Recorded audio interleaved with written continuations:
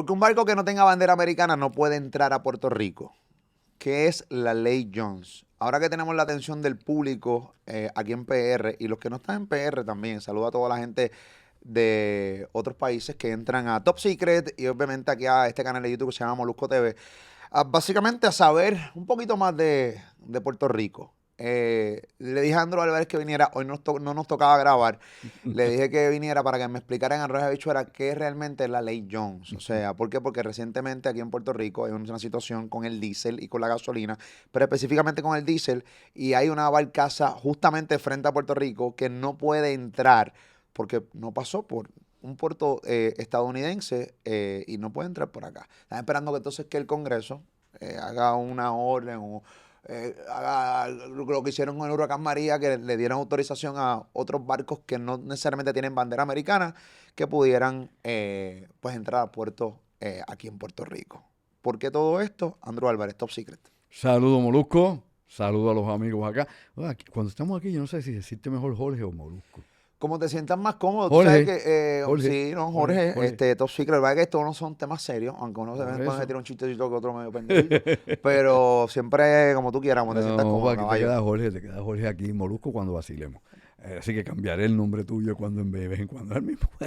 Bueno, mira, la historia de Puerto Rico es bien interesante y es una lástima, ¿verdad?, que en los últimos años hemos perdido el enfoque de esta historia, ¿no? Y que pues se da de forma genérica, tanto en la escuela elemental, intermedia, superior, inclusive en la universidad. Hay carreras universitarias donde tocas muy poco cualquier asunto histórico de Puerto Rico. Tienes carreras técnicas donde ni siquiera te dan historia de Puerto Rico en muchos institutos y la gente vive sin saber su pasado. Que somos de los pocos países acá en Eh, Latinoamérica que no, que hay muchos puertorriqueños que sí saben su historia. Incluso tú, claro, pero, por ejemplo, tú vas a República Dominicana y la gran mayoría del dominicano sabe su historia. muchacho, Sabe quiénes son los padres de la patria, claro, sabe cuál es el día de la independencia, saben su himno claro. completo, se sienten orgullosos de eso en Ujú. México, Colombia. Pero aquí en Puerto Rico, muy poca gente. Mira, el ejemplo lo tengo yo con lo siguiente y usted haga la misma prueba. Cuando he ido a República Dominicana, o hemos ido a Venezuela en otros tiempos, a México, cualquier lugar, como tú has mencionado, tú a veces ves niños en la calle y donde hay mucha pobreza te piden inclusive que le des un chele, lo que sea. Y yo recuerdo muy bien que cada vez que me pedían eso decía el niño, bueno, cuéntame de tu país, cuéntame algo, dime, ¿quién fue tu primer presidente? Óyeme, para sorpresa mía esos nenes, que a veces descalzos, sin zapatos y nada, me contaban parte por parte, por parte, por parte, por parte de su historia. Y si era allá en Sudamérica, hombre, me hablaban de Sucre, me hablaban de todos los hombres ilustres, los generales que combatieron para lograr la independencia de su país, Simón Bolívar, etcétera. Y yo decía, wow, haga la prueba, vete por la calle de Puerto Rico y pregúntale lo mismo a un niño puertorriqueño. Eso sin denigrar al puertorriqueño y sin subestimar al puertorriqueño, pero hazlo con cualquier niño común que tú veas por ahí Claro. para ver el enfoque. Y esa comparativa, yo hace muchos años la hice y dije, caramba, mano, definitivamente tenemos un gran problema en saber cuál es nuestro pasado. Por eso se nos dificulta tanto vivir en el presente y menos proyectarnos al futuro. Y ese es un problema que tiene Puerto Rico. Hemos perdido nuestra identidad, Sí, completamente. la identidad de puertorriqueño no sabe si es de aquí, si es de allá. Está en ese limbo y para colmo se proyecta en esto que llamamos Estado libre y asociado, que no es ni una cosa ni la otra, que es una ficción política. Y ante esa ficción política, obviamente, antes de que se diese, ¿no?, ese panorama, teníamos la ley Jones. Y antes de la ley Jones teníamos la ley Foraker. No teníamos ese proceso desde la invasión de Puerto Rico en 1898. Y brevemente, porque esto, no voy a dar aquí un capítulo de historia, pero se lo quiero dar a la gente para que la gente entienda de la manera más amena lo que es. No, no, para que logres entender por qué en una Sí. barcaza fuera de Estados Unidos no puede Bueno, no entrar puede aquí a entrar. Puerto Rico. Pues mira, bien simple, aunque ahora estaba escuchando a algunos funcionarios del gobierno justificando eso, porque que no comunicaron a tiempo para hacer el proceso, el papeleo, la burocracia, el bla, bla, bla, politiquería. Vamos directamente al grano. Oye, en 1898 Estados Unidos entra en la guerra hispanoamericana. Algunos dicen que la provocaron con la cuestión del barco del Maine, que estalló allá en La Habana, cerca de La Habana, Cuba. Y eso pues es parte de las muchas falsas banderas que se han presentado en el mundo para procesar y comenzar guerra. Cuando surgió esta guerra, Estados Unidos no tenía colonias, ¿no? Estados Unidos obviamente es el producto de las 13 colonias inglesas. De ahí surge obviamente la nación y la lucha de independencia. Brevemente. Y con el tiempo se fue extendiendo y tomando territorios y comprando territorios. Obviamente compró Luisiana. De hecho, años después ya Bien hecha la barata nación. la compró. Claro, sí. Y compró inclusive Alaska mucho más adelante ya. en el siglo XIX, compró Alaska y se la compró a los rusos, a los zares rusos. Así que Estados Unidos compraba muchos territorios, no siempre los conquistaba por la fuerza, como fue el caso de Texas, ¿no? Y California, arrebatándoselo a México, sino que también los compraba. Para que usted sepa algo, antes de 1898, de la guerra hispanoamericana, la invasión a Puerto Rico, Estados Unidos trató de comprar Puerto Rico.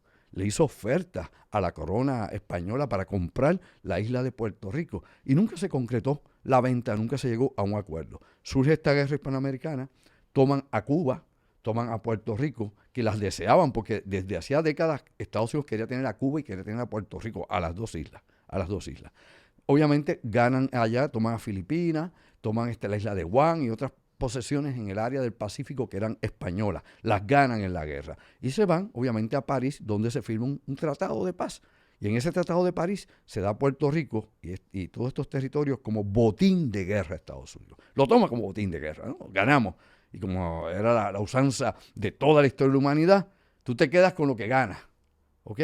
Tú lo tomas y así ha sido los imperios, así es que crecen los imperios. Tú sabes que en la fortaleza donde viven los gobernadores, Ajá. yo una vez tuve la oportunidad de entrar y está el reloj que justamente se detuvo cuando se acabó esa guerra. Mira para allá. Y no saben si fue AM o PM, es lo único que no saben. O sea, el reloj simplemente está mal, está puesto la hora que fue, Ajá. pero no saben si fue AM o PM. Y ahí está todavía. Es bien interesante esa historia. Bueno, el viejo San Juan está lleno de edificios históricos y de historias increíbles, inclusive de leyendas, bien impresionantes. Pero vuelvo acá porque si no me voy contigo por ahí y no hablamos de simplemente esto. quería traer esa nota, Sí, pero pero es interesante. es una nota interesante porque la conversación es de eso. O sea, tú no te pones un monotema, bla, bla, bla. Tú tienes que interactuar y eso es interactuar y es interesante, ¿verdad? Pero siempre tenemos un tema central. A lo que voy brevemente.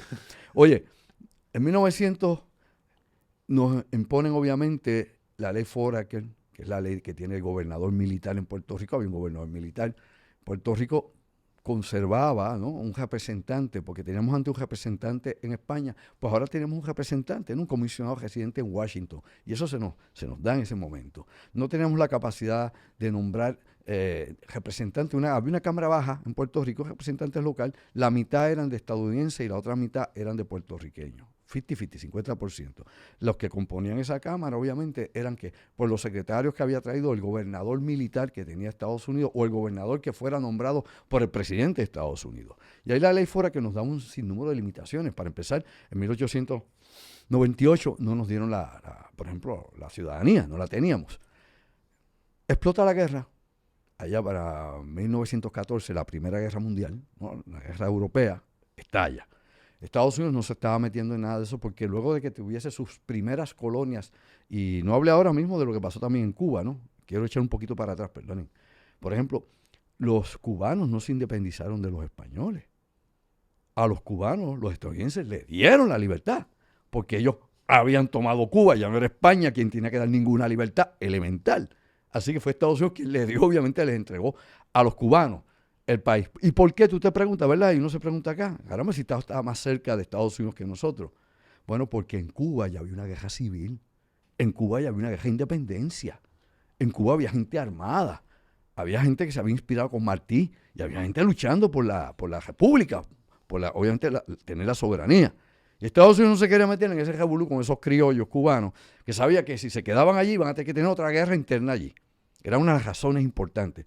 Y se dio, obviamente, a la gente que tenía reclamos de libertad, se lo cedió.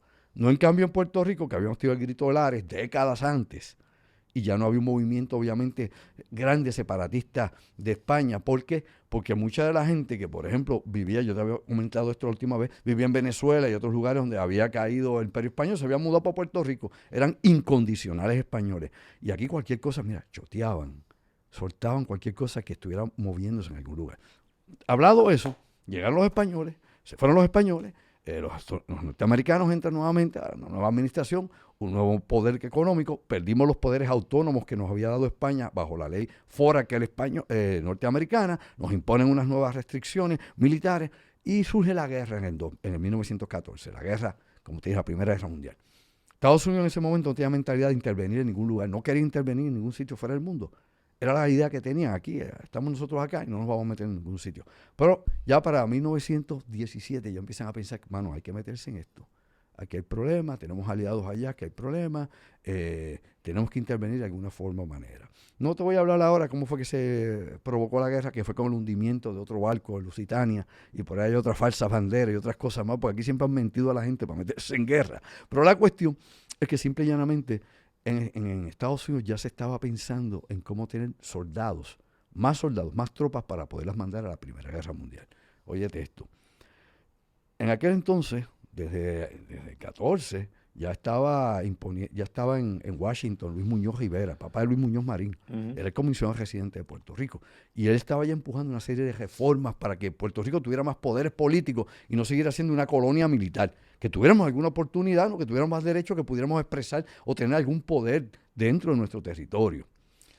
Logra empujar, obviamente, la ley de la que estamos aquí hablando precisamente, la ley Jones, y logra asociarse con William Jones, que es un congresista de los Estados Unidos. Recuerda que Foraker era otro congresista también en la época de McKinley, que era el que estaba durante la guerra hispanoamericana, y las leyes le ponían en ese entonces la ley del congresista que traía la ley. Pues la Foraker, por ahora entonces era la ley Jones, William Jones. Luis Muñoz Rivera se muere y no logra ver nunca ese avance. Llega la ley Jones, y la ley Jones pues entonces te permite que tengas un Senado de puertorriqueños. Nace el Senado de Puerto Rico ahí y se pueden elegir senadores puertorriqueños. Se mantiene obviamente el comisionado residente en Washington. Hay elecciones de alcaldes, o sea, alcaldes locales, alcaldes puertorriqueños, que ya había eso, pero ahora con más movimiento. Por otro lado, se pierde algo, ¿no? Y ellos ganan algo. Y es que con la ley Jones, Estados Unidos logra aún más controlar económicamente a Puerto Rico. Llega a meter más los pulpos, las corporaciones norteamericanas. Hay que recordar que en 1898, detrás de los rifles y de los cañones de Estados Unidos, llegaron los protestantes. Sí, los predicadores protestantes. Ahí fue que llegó la iglesia protestante a Puerto Rico, porque esto era católico aquí. Eran católicos y espiritistas lo que tú tenías en Puerto Rico. ¿Okay? Tenías varios grupos. Brevemente, otra nota histórica interesante. Tenías católicos, apostólicos, romanos, gente bien católica, bien católica. Y por otro lado tenías entonces que tenías masones aquí en Puerto Rico, muchos masones. Algunos de los líderes importantes, de los hombres históricos de Puerto Rico eran masones. Otros eran espiritistas y practicaban el espiritismo de Allan Kardec. Y eso es lo que había en Puerto Rico: catolicismo, masones, espiritistas. Interesante, pero no el espiritista que tú te imaginas por ahí haciendo despojo. No, era espiritismo cartesiano. Tienes otra cosa. Bueno, la cuestión es que entran obviamente los maestros a Puerto Rico, llegan maestros de Estados Unidos, no había maestros locales, empiezan a traer maestros de Estados Unidos, se impone el inglés en la enseñanza, se impone también el saludo a la bandera de los Estados Unidos, se impone obviamente el himno de los Estados Unidos en las escuelas, y todo eso como parte, ¿no?, de la conquista de Estados Unidos sobre Puerto Rico, el estado colonial nuestro. No la ley Foraker, no la ley Jones. Lo que tú estás hablando, por ejemplo, de la ley de cabotaje, no es ni una ni es la otra. La ley de cabotaje también surge en ese tiempo, pero no era parte de la ley Jones. Surge en aquel tiempo y surge por la cuestión de la guerra, de la Primera Guerra Mundial. Okay. Allá, en ese año precisamente, en 1917, la ley Foraker ya queda un poquito más rezagada, quedan algunas cosas de ella, que es centralizar el gobierno. Te dando una clase aquí breve, que obviamente que todavía al día de hoy el gobierno de Puerto Rico está centralizado como lo puso la ley Foraker, y se hicieron otros arreglos después. Entra la ley Jones, y con la ley Jones entonces viene esa otra nueva ley que estaba en el Congreso, que es la ley de cabotaje, que lo que dice es que entre puertos de los Estados Unidos, es decir, un puerto en Hawái, un puerto para que puedan ir barcos de California a Hawái, tiene que ser obviamente ¿en dónde? En la naviera norteamericana, ¿no? En la marina mercante de los Estados Unidos. Y eso es una ley de guerra, y ha permanecido. Surgió obviamente por condiciones de guerra, y se quedó así. Por eso, un barco mercante tiene que venir de Nueva York a Puerto Rico, tiene que ser de bandera de Estados Unidos, de Texas a Puerto Rico tiene que ser de Estados Unidos, de Florida a Puerto Rico tiene que tener la bandera de Estados Unidos, ser obviamente de la mercante de los Estados Unidos, la marina mercante. Hay momentos de excepción, como tú hablaste, durante Irma y María. Ahora podría ser un momento de excepción. Se está tratando de trabajar con toda la burocracia y toda la estupidez que pueda haber del mundo entre esos 300,000 barriles de diésel que están ahí frente a las costas de Peñuela, aquí en Puerto Rico. O sea, Puerto Rico está bien amarrado. Y para que tú puedas tener relaciones con otro país económico, Si Puerto Rico quiere tener relaciones económicas, qué sé yo, ponle Con Colombia. Colombia. Oye, me lo sacaste de la cabeza. Con Colombia. Ajá. Tiene que ser a través del Departamento de Estado de los Estados Unidos, no el de aquí. El de aquí no, ni papito. Y el barco tendrá que llegar de Colombia a Estados Unidos a Puerto Exactamente. Rico. Tiene que Porque ahí le meten los impuestos de Estados Exacto. Unidos. Cuando llega aquí, llega eso 4 o 6 veces más caro. Tienes los fletes por allá trepados. Y aquí tú puedes discutir lo que tú quieras sobre los precios de las mercancías que llegan a Puerto Rico y por qué el valor de los automóviles está duplicado cuando llega a Puerto Rico, inclusive de muchos enseres electrónicos, que tú los consigas a unos precios en Estados Unidos. Mucho más barato. Entonces, cuando tú quieres traerlos a Puerto Rico, aquí siempre hay unos jaivas en Puerto Rico. Oye bien, despierta, bobo, no sea durmiente. Oye, hermano, bien simple. Oye, tú ves gente aquí en Puerto Rico que obviamente cogió la representación de esa mercancía o de ese producto, que es el representante exclusivo. Y si tú la quieres comprar allá en eBay o en Amazon o en cualquier otro lugar en Estados Unidos, pues obviamente te dicen que no se puede embarcar para Puerto Rico. Porque hay gente aquí que tiene el protectorado, tiene obviamente el interés directo y la representación de ese producto. Y eso pasa con las celdas solares y con un sinnúmero de cosas más. Andrew Álvarez, la gente no tiene ni idea, hablando de los carros específicamente, lo que provoca la ley de cabotaje. O sea, por ejemplo, aquí en Puerto Rico, un carro a ti en Estados Unidos te puede costar, voy a poner un ejemplo, $15,000 y nosotros seguramente pagamos 32 por él aquí. Así. O sea, a esos niveles de ridículo, ¿no? Es el problema que tenemos. Y siempre, una de las cosas que yo siempre le he dejado saber a la gente es que si Estados Unidos no fuera un negocio para nosotros, nos hubieran abandonado hace tiempo. Claro. Porque esto no deja de ser un negocio. No es. Esto es un negocio. Por eso vienen tantos fondos federales, por eso de repente en momentos como este de crisis, de emergencia, FEMA interviene y te da un montón de dinero para reconstrucción. O sea, la cantidad de dinero que nosotros dejamos a Estados Unidos es ridícula. Y la gente no lo entiende. Piensa que muchas veces nos hacen un favor. Bueno. ¿O cómo tú lo ves, Andrew? Bueno. Dentro de la historia y tus conocimientos, mucho más avanzados que los míos. No, tranquilo. Hay varios ángulos en esto, Lógicamente Puerto Rico es productivo, ¿no? Tiene las farmacéuticas aquí. Tenías antes la 936, que ya no existe, y que obviamente permitía venir aquí un sinnúmero de compañías norteamericanas. Cierto. Y que se ahorraban un montón de dinero en pago de impuestos, etcétera, etcétera. Se fue. Y hay que reconocer que el Congreso de Estados Unidos decidió en la época de Clinton pues eliminar esto. Y aquí en Puerto Rico el gobierno en aquel momento pues obviamente decía que eso era un mantengo corporativo, que había que salir de eso, pero que el efecto que iba a tener sobre Puerto Rico era descomunal porque todas esas industrias que se fueron de Puerto Rico metían el capital en los bancos en Puerto Rico. Por eso anteriormente, si usted hace memoria o investiga un poco, va a ver que en Puerto Rico habían más de una docena de bancos diferentes. Hoy en día tenemos 4 bancos centrales o 4 bancos más o menos importantes. Se fueron. ¿Por qué? Porque se fue el capital que metían en sus bancos, que metían en cuenta todas estas corporaciones que estaban por la 936. Ahora, importante, Puerto Rico es un negocio. Estados Unidos que nos da vida, nos regala, qué sé yo, nos mantiene. ¿Qué es lo que hay? ¿Cuál es la fórmula secreta aquí? Que es como la fórmula esta de combustible que usa la Autoridad de Energía Eléctrica, que uno nunca la entiende. Y que es bueno que también lo sepan personas de España, Colombia, RD, de otros países que sepan cuál es realmente el verdadero negocio entre Estados Unidos y Puerto Rico. Mucha gente no entiende qué es lo que hay aquí. Bueno, eso es the Commonwealth of Puerto Rico. Porque ellos ven the Commonwealth of Canadá, tú sabes. No es lo mismo. La relación de Canadá con Gran Bretaña y con Francia es otra cosa. Nosotros tenemos obviamente aquí que somos la última colonia que hay en toda esta región y estamos aquí. Y que nuevamente fuimos también la primera colonia de los Estados Unidos junto con las posesiones del Pacífico. Y ahí fue que Estados Unidos tuvo sus primeras colonias de ultramar y nosotros caímos en ese juego.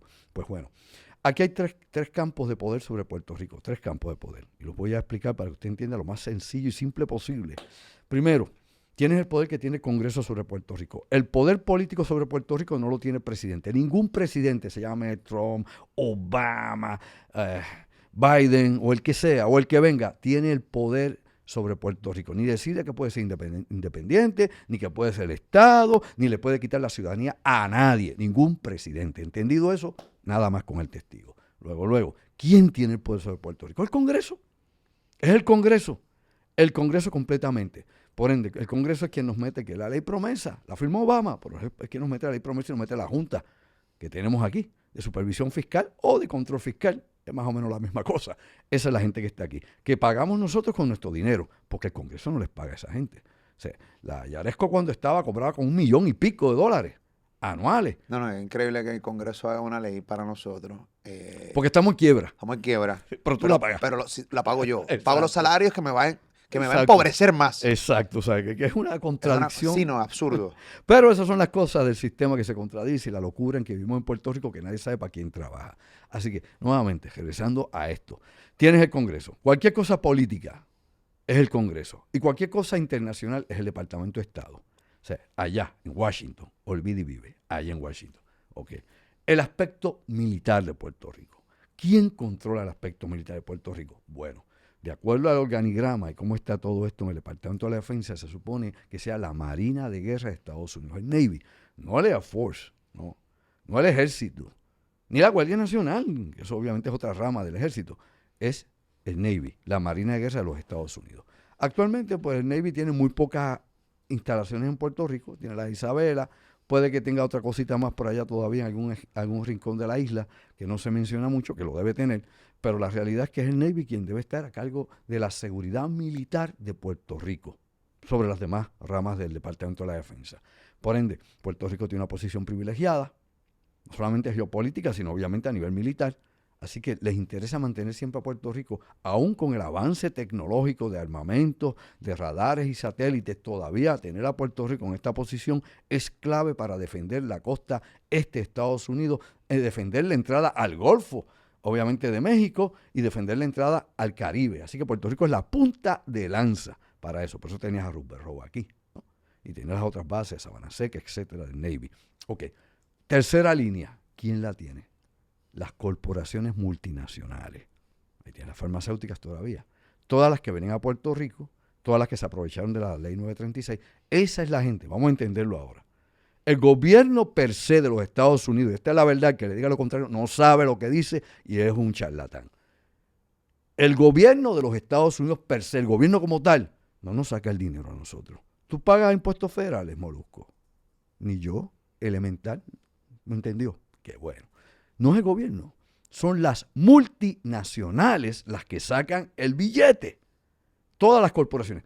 ¿Quieres que te nombre todas las tiendas por departamento que hay aquí? Tú sabes muy bien que las farmacias en cadenas que hay norteamericanas en Puerto Rico donde más dinero hacen es aquí. Al igual que las tiendas por departamento, las que más dinero hacen de todo Estados Unidos están en Puerto Rico. Todas. Aquí, así que Puerto Rico es que una mina de oro para ellas. De ahí salen miles y miles de millones de dólares. Esa enorme cantidad. No es el gobierno federal que te lo está sacando, son las corporaciones. Y claro, esas corporaciones le tienen que pagar después al gobierno federal también, obviamente, unos impuestos. Pero aquí la clave es la siguiente, las tres fuerzas que rigen sobre Puerto Rico, lo político, el Congreso, lo militar, el Departamento de la Defensa, el Navy, y lo económico, las transnacionales y las tiendas que hay en Puerto Rico, de cadenas de los Estados Unidos. Y obviamente, ¿qué mercancías compramos? Las mercancías que vienen de Estados Unidos, aunque las hagan en Taiwán, aunque las hagan en China, aunque las hagan donde sea, obviamente tienen que pasar por ahí. Andrew, tenemos la aduana para que se ocupe de todas esas cosas. Es terrible. ¿Cómo es posible que todavía, luego de 5 años, lo he discutido, lo he hablado infinidad de veces en todas las plataformas, en programas de radio, yo solo con mamá, o, contigo aquí en Top Secret, o sea, todavía es que nadie me ha dado una... O sea, no hay una explicación para esto. O sea, la respuesta es sencilla, mediocridad, no les importamos o no saben hacerlo. Después de 5 años, nosotros que vivimos el huracán María en Puerto Rico, que nos devastó emocionalmente y también obviamente en infraestructura, o sea, como isla no es barato. Sí. De repente tú pasas un huracán como ese, yo creo que cualquier otro país hubiera aprendido de esos errores para 5 años después mínimo estar bien preparados para un próximo ataque de un huracán, como fue Fiona hace 8 o 9 días atrás. Entonces, de repente tú empiezas a leer la cantidad de errores, o sea, de cosas que no existen 5 años después y es fallando en el mismo error una y otra vez. La Autoridad de Acueducto y Alcantarillado no tiene generadores, se les apagaron, o sea, no hay backup, todo eso es un desastre. La Autoridad de Energía Eléctrica, otro desastre. El plan para llevar suministro, pues un desastre. Todo es un desastre. Entonces, lo que yo quiero lograr entender, porque los recursos están. Nuestro problema no es de recursos económicos. Nuestro problema es de aquí, de logística. Sí. Nuestro problema es de moverse, mover el fundillo. O sea, a mí cada vez que yo veo a alguien morir porque no tiene luz y no le pudieron, qué sé yo, dar diálisis, por ejemplo. Claro. De repente veo 5 o 6 hospitales sin agua y sin luz. Todas estas muertes hay que achacárselas literalmente a la mediocridad gubernamental, porque la realidad del caso es que no puede ser posible, Andrés Álvarez. El desastre no es el huracán ni la tormenta, el desastre es el sistema, el desastre es el gobierno. Hay 20 muertes en investigación ahora mismo. Bueno, Irma y María nos dejaron miles y miles de muertos. Más de 4,000 muertes. Ya tú te das cuenta de lo que es esto. Y partiendo de la premisa, lo que tú dices, y esto es importante que todo el mundo lo entienda, y no es un ataque político ni ideológico, simplemente es una crítica analítica de la situación de la estructura del país y cómo es que nos dicen nuevamente a través de la propaganda todo el tiempo, estamos preparados. Por un lado, el gobierno dice que tiene todo listo, los municipios dicen que están ready, ¿verdad? El gobierno estatal, que está emergencias preparados, que hay de todo para enfrentar lo que venga, porque aprendimos, dice que aprendimos. Diablo, yo los hubiera colgado, hace rato los hubiera dado de baja si fueran mis estudiantes. Pero, por otro lado, nos dice entonces Luma que está fuerte, que tienen más piezas que nunca en los almacenes, que no están como María, ¿no? Que están fortalecidos, que se han hecho una serie de avances y nos venden, olvídate, un castillo naipe. No hace más que venir aquí el primer aguacero, ¿no? Orina un perro en una esquina, empieza a inundarse todo.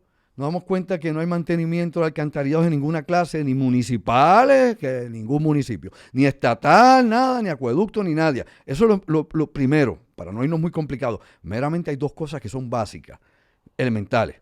Limpiar los desagües, hermano, ¿ok? Los acueductos, limpiar todo el alcantarillado, limpiarlo.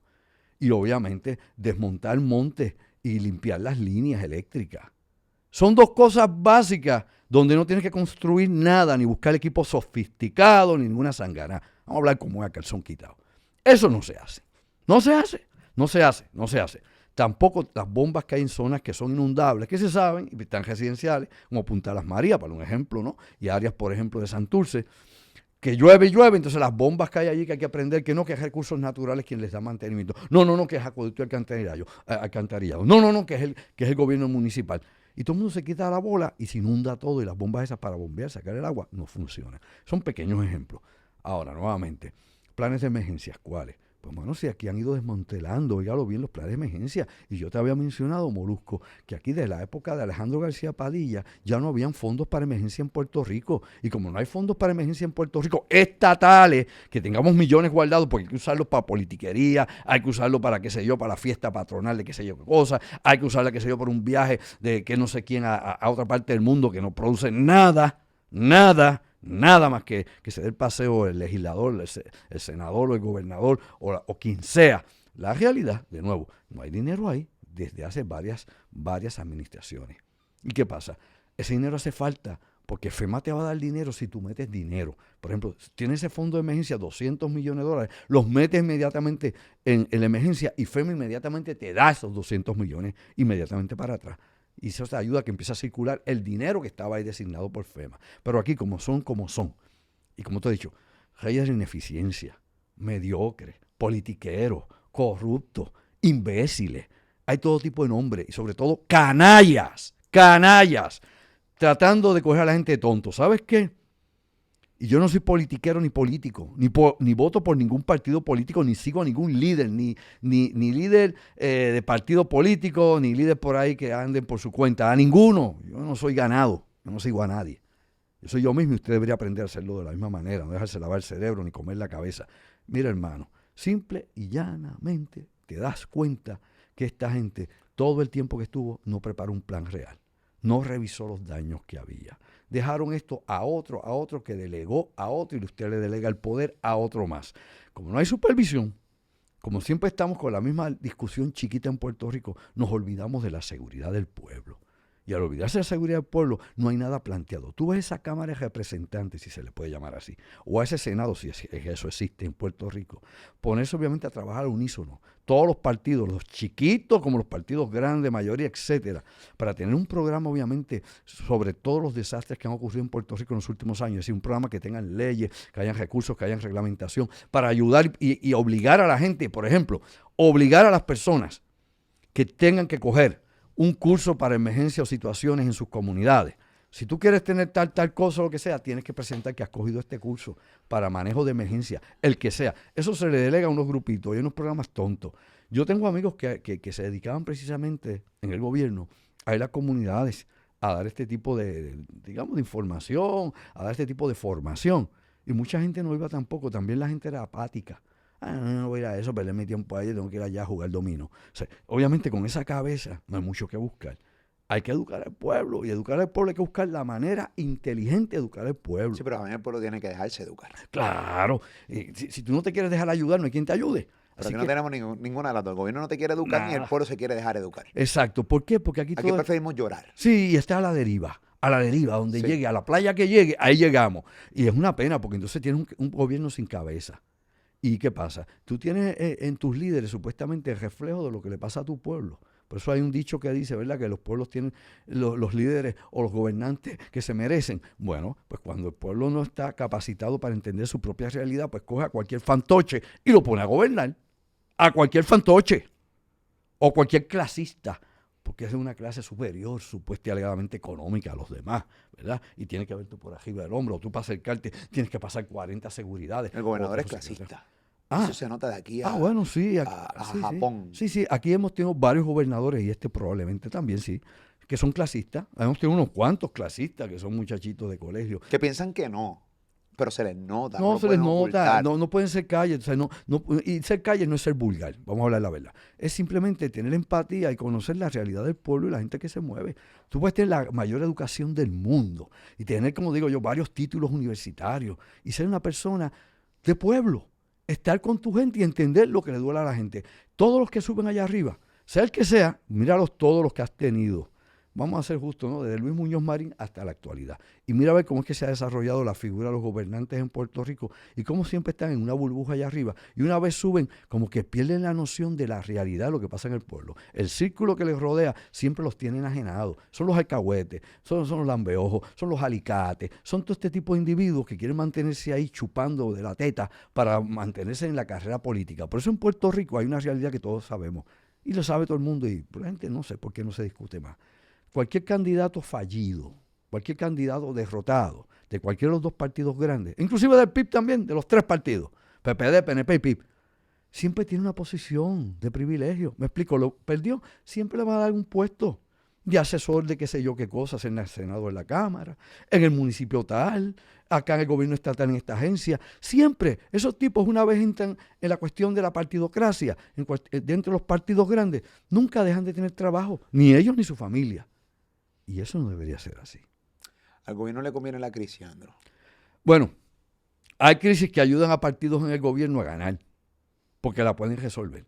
La mala noticia para el partido en el poder en este momento y su gobernador es que ya en la segunda semana de crisis en el país, después del huracán Fiona, se convierte en una crisis política. O sea, ya no solamente una crisis humanitaria, ¿no? No es una crisis del pueblo y todo eso está ahí, porque está ahí y no se ha resuelto. Pero ahora la crisis se convirtió en política, donde todos sus contrincantes le van a caer encima y lo van a hacer leña. Hasta los mismos de él. Claro, es que la misma gente, yo no sé, no me acuerdo qué por ciento fue que ganó el gobernador, si fue por 34%, 32%. Un 33 y pico, 34% ganó Pierluisi. Sí, que ahora le debe quedar como un 4% de ese 30 y pico. O sea, que ya el hombre no, ni para pool ni para banca, está eliminado prácticamente. Aquí debe haber, cuando esas cosas ocurren en muchos países, por ejemplo, como Colombia, hay una segunda vuelta. O sea, bueno, hay varios países aquí donde tú puedes, si el gobernador no da pie con bola, pues obviamente llevas un referéndum y lo sacas. No, si ganas por menos de 49... pero eso es en las elecciones. En las elecciones, pues hay una segunda vuelta. Y en esos países también se permite que hayan alianzas, ¿no?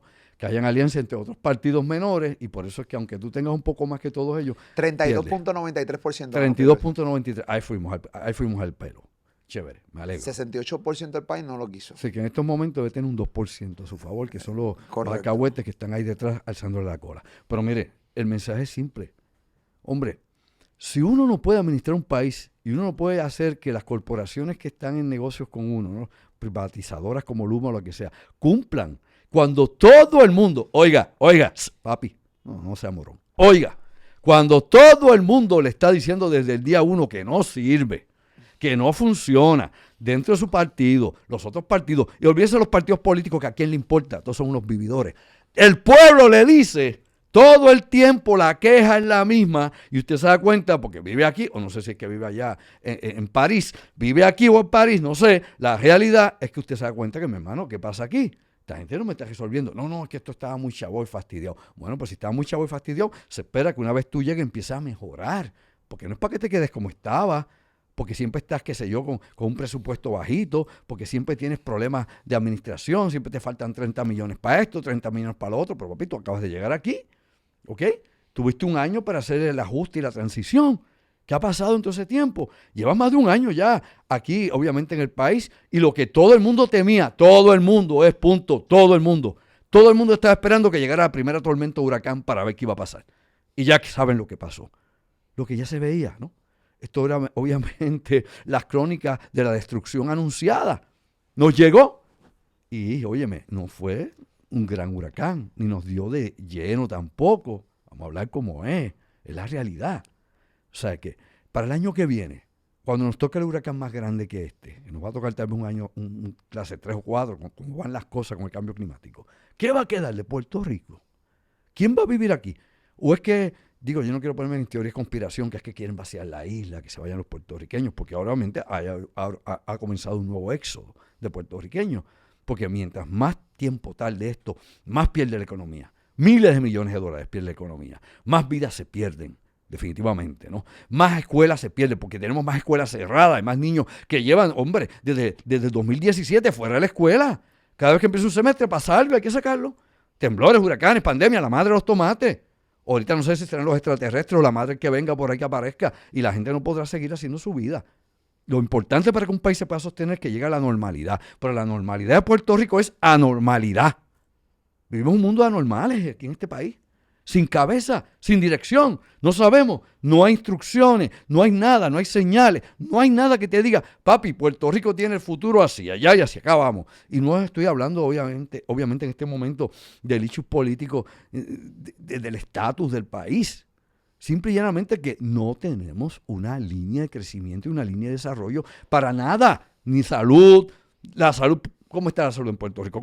¿Cómo está la educación en Puerto Rico? ¿Cómo está el crimen aquí, la lucha contra el crimen en Puerto Rico? No hay nada que tú puedas decir que sirva en Puerto Rico, que me digan una sola cosa y me callo la boca. No hay nada. Y no respetan al puertorriqueño y peor aún, el puertorriqueño no se respeta él mismo. Así que hay tiempo de despertar a los durmientes. Hay que cambiar. Y tiene que salir de nosotros, de nuestras entrañas, del pueblo, no de gente buscona, ni de Mr. Jemerson, ni Mr. Wilson, ni tampoco del Mr. Putin, ni de la madre de ninguna de esa gente, del pueblo. Pero el pueblo no toma conciencia y no le permiten tomar conciencia porque lo mantienen distraído todo el tiempo y embrutecido. Tenemos que salir de eso. Por eso es lo que estamos hablando hoy cuando hablamos de la ley Foraker, ¿no? Y hablamos del proceso de cabotaje y hablamos de toda la ley Jones y todo lo demás. Es para que la gente sepa algunas cositas sobre esto de la manera más simple, sin hablarle a especialistas ni a intelectuales, sino a la gente del pueblo. Como una clase en la escuelita. Sí, por eso yo te llamé. Hoy no tocaba grabar. Y para mí era bien importante que la gente entendiera, mano, en Arroyo Habichuela, lo de la ley de cabotaje, lo de la ley Jones, que no la logras entender. Y porque lo sé, porque lo leo en los comentarios. Claro. Cuando tú vas a mis comentarios en mi cuenta de Instagram o en mi fanpage en Facebook, tú te das cuenta que hay un gran desconocimiento con algo bien básico. Y volvemos. Yo también aprendí recientemente lo de la ley Jones y la ley de cabotaje. Recientemente estoy hablando de 5, 6, 8 años atrás. Claro. O sea, pues tampoco es que yo me lo sé desde que tengo 10 y pico. O sea, tampoco voy a guiarme aquí que yo lo aprendí en la escuela. No.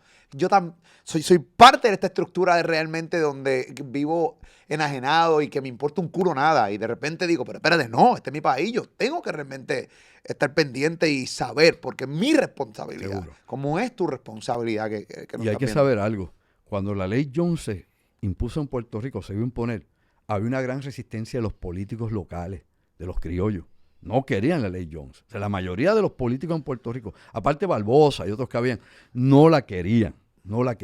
Pero se le impuso, obviamente, a Puerto Rico. Como de la misma manera, había un gran grupo de puertorriqueños que no querían el ELA, que no querían el Estado Libre Asociado, y que obviamente entre ellos estaba Pedro Albizu Campos y los nacionalistas, y hubo la revuelta allá en Jayuya en 1950 y tuviste todo ese problema. O sea, hay situaciones históricas de Puerto Rico que tienen unas razones. Algunas son razones políticas, otras son razones sociales, otras pueden ser ambas, inclusive, sobre todo, razones económicas, porque la economía es sociedad. Sin economía ninguna sociedad crece. Es la forma en que intercambiamos bienes. Tenemos que entender eso. Así que tenemos una isla que siempre nos han dicho que no tenemos recursos naturales. Y sepa usted, sí hay recursos naturales en Puerto Rico. Sí los hay. Ahora hay que ver la forma y manera en que podemos desarrollarlos. Y aparte de poder desarrollar o explotar o administrar esos recursos naturales, el mayor recurso natural que tiene Puerto Rico, el más grande, es su gente. No la devalúe, no la subestime. No piense que la gente de Puerto Rico no tiene calidad, no tiene cabeza. Todo lo contrario. Por eso es que tenemos un montón de gente trabajando en Silicon Valley, un montón de gente trabajando en NASA, un montón de gente trabajando en el Congreso, un montón de gente trabajando en el Pentágono. Yo tengo una prima que es coronel en la Fuerza Aérea y es que es doctora en física nuclear y trabaja con eso, con armamentos nucleares, puertorriqueño, una jibarita aquí, mi prima. Para que tú veas cómo es la cosa. Y no quiero mencionar más gente, que tanta gente conozco yo en posiciones clave en los Estados Unidos, puertorriqueños de pura cepa, nacidos aquí en la isla, no New Yorkican, yo soy New Yorkican, pero New Yorkican que vienen, que nacieron allá de padres allá, sino nacidos aquí. Ahora le añade los que han nacido en Estados Unidos y te vas a dar cuenta la expansión que tiene el puertorriqueño en la nación estadounidense y fuera de Puerto Rico. Jamás, jamás, jamás reduzca el potencial de un puertorriqueño y de este país, que sí, somos una nación social, culturalmente hablando. No vivimos como la gente de Ohio, no nos parecemos a la gente de Illinois. Y los que hay en Illinois que se parecen a nosotros son puertorriqueños que han nacido de puertorriqueños allá. Y la realidad es que somos como somos, tenemos nuestra propia idiosincrasia.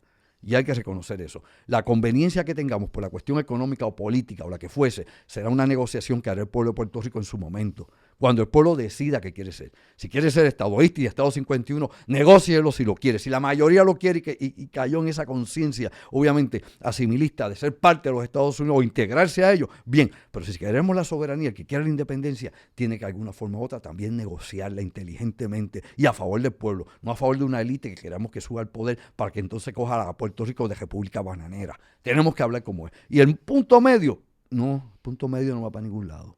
La autonomía es meramente un proceso. La autonomía es el intermedio entre un Estado y otro de issues, me explico, entre un Estado y otro de lo que puede ser la finalidad o la decisión final del estatus de Puerto Rico. La autonomía no es el estatus final de Puerto Rico porque no tiene ninguna validez, porque nos vamos a quedar en el mismo círculo de lo que hemos tenido hasta la actualidad. Lo siento, mis amigos autónomos, que son autonomistas, que son muchísimos.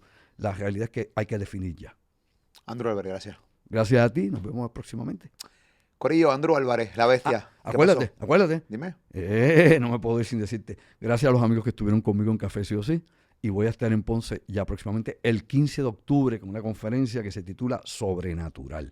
Ya daré más datos más adelante, 15 de octubre. Y el 20 de octubre vuelvo a Café Sí o Sí con Sobrenatural también. Ya nos fuimos de las embelecos de acá, de las teorías de conspiración y las guerras internas. Vamos a otros poderes, a otras cosas del universo. Busque más contenido también de Andrew Álvarez Chardón, página oficial en Facebook. También Andrew Álvarez Chardón aquí en YouTube. Dale follow en Facebook y obviamente dale también seguir a Andrew Álvarez también acá en su canal de YouTube y próximamente te va a estar diciendo dónde van a hacer sus conferencias, que son durísimas. Esto es Top Secret, tú estás en Molusco TV.